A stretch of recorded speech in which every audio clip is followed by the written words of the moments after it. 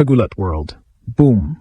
Isang seismic shockwave na naman ang yumanig sa WTA circuit matapos kumpirmahin ang paghaharap ng ating Pinay tennis queen na si Alex Ala at ng Chinese rising star na si Wang Xiu. Bukas, January 10th at 12:30 noon, ang center court ng Auckland ay magiging battleground para sa isang slot sa finals ng ASB Classic. Matapos pinaluwad ni Alex ang mga veteranong sina Donna Vekic at Magda Linette, ang buong mundo ay nakatitig na ngayon sa 20 anyos na Filipina phenom. Hindi ito ordinaryong laro dahil si Wang Xiu ay hindi lang basta kalaban. Siya ang mukha ng bagong henerasyon ng tennis sa China. At ang kanilang tapatan ay itinuturing na preview para sa magiging dominasyon ng Asia sa World Tennis Stage. Ang labanang ito ay tinatawag na The Lefty Show. Parehong kaliwete sina Alex at Wang, kaya asahan ang matinding palitan ng mga cross-court forehands na literal na susunod sa bawat sulok ng court. Ngunit heto ang kailangang malaman ng lahat. Si Alex Ala ay papasok sa semifinals na ito na bit-bit ang momentum of a lifetime.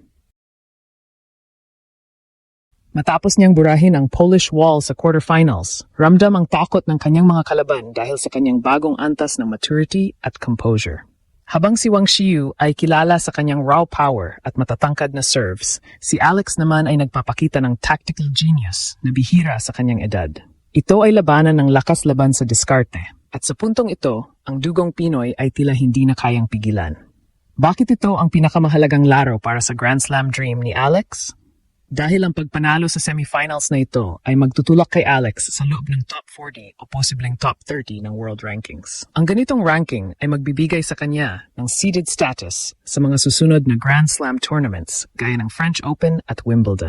Ibig sabihin, hindi na niya makakasalubong ang mga world number 1 o number 2 sa mga unang round na magbubukas ng pinto para sa isang mas malalim na run patungo sa isang Grand Slam trophy.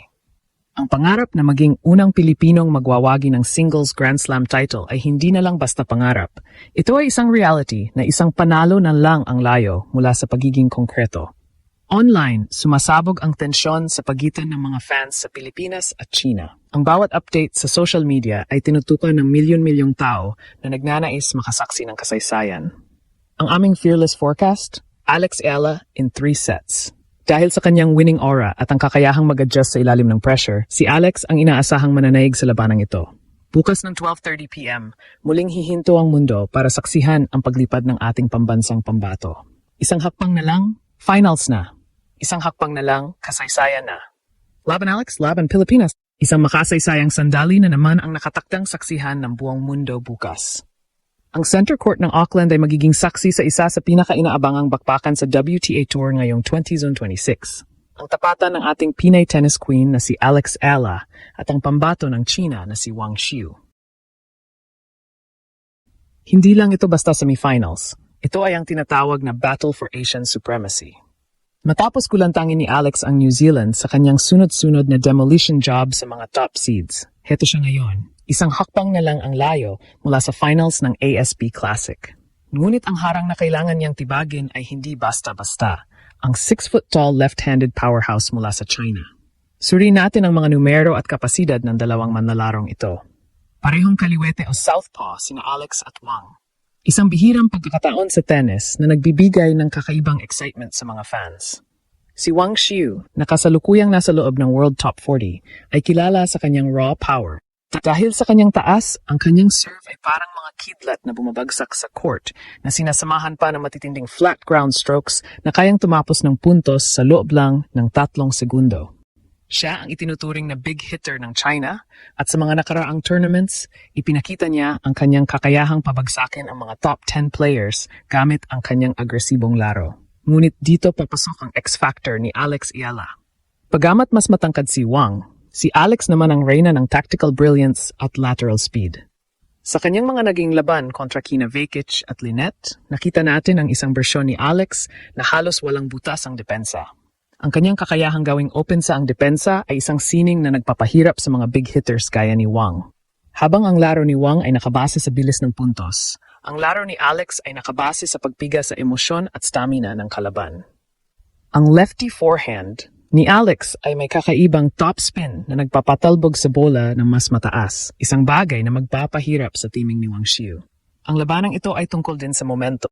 Si Alex ay papasok sa semifinals na may bit-bit na 2-0 clean record para sa 2026. Kabilang na ang isang dominanteng straight sets win sa quarterfinals.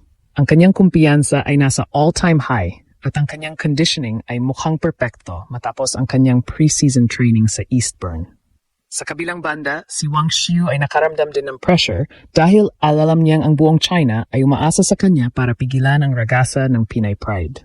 Ito ay labanan ng power versus precision at sa ilalim mainit na araw sa Auckland Center Court, ang manlalarong may mas matibay na sikmura ang manananaig.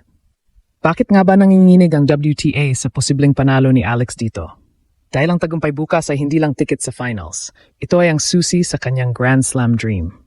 Kung mapatumba ni Alex si Wang Xiu, ang kanyang ranking ay tataas ng husto na magbibigay sa kanya ng lehitimong pagkakataon na maging seeded player sa darating na mga major tournament. Ang isang seeded Alex Yala sa isang Grand Slam ay nangangahulugang may iwasan niya ang mga higante gaya ni Swiatek o Sabalenka sa mga unang round, na nagpapataas ng tsansa na makapasok siya sa semis o finals ng isang Grand Slam. Ang pangarap nating lahat na makakita ng isang Pilipinong may hawak na Grand Slam singles trophy ay hindi na malayo sa katotohanan. Ito na ang simula ng pag-akyat ni Alex sa rurok ng tagumpay. Sa pagpasok ng ikalawang bahagi ng ating pagsusuri, kailangang tingnan ang fearless forecast kung bakit malaki ang tsansa na si Alex Yala ang magpapayak sa kampo ng China bukas. Sa papel, si Wang Xiu ay may kalamangan sa karanasan sa WTA Tour, ngunit sa loob ng court, ang momentum ay hindi nabibili ng seniority. Ang ating fearless forecast, Alex Yala in 3 sets. Bakit? Dahil sa tatlong aspeto: mental fortitude, court coverage, at ang tinatawag na adjustability factor. Sa mga naging laban ni Wang Xiu, madalas siyang ma-frustrate kapag ang kanyang malalakas na palo ay patuloy na naibabalik ng kalaban. At yun ang eksaktong gagawin ni Alex. Pilitin si Wang na maglaro ng one more ball hanggang sa mauwi ito sa unforced error ng Chinese star. Suriin natin ang statistical matchup. Si Wang Xiu ay may average first serve percentage na mataas, pero ang kanyang second serve ay madalas na inaatake ng mga aggressive returners. Si Alex Yala sa kabilang banda ay itinuturing na isa sa pinakamahusay na returners sa kanyang henerasyon ngayong 2020-26. Ang bawat mahinang serve ni Wang ay tiyak na sasalubungin ng matatalim na backhand down the line ni Alex. Bukod dito, ang agility ni Alex sa baseline ay malayong mas mabilis kaysa kay Wang.